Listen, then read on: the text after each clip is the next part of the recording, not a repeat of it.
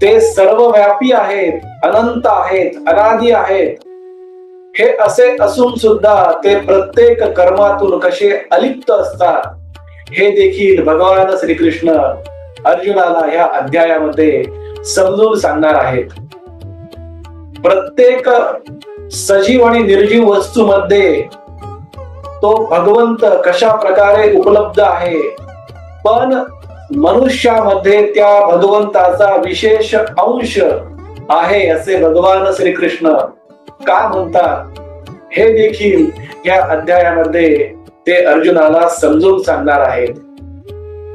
मायाला नदीचे स्वरूप, सागराचे स्वरूप भगवान श्रीकृष्णांनी का दिलेले आहे आणि या माया नावाच्या सागरामध्ये, नदीमध्ये कोण अडकतो आणि कोण यातून सुटून सुखरूप बाहेर पडतो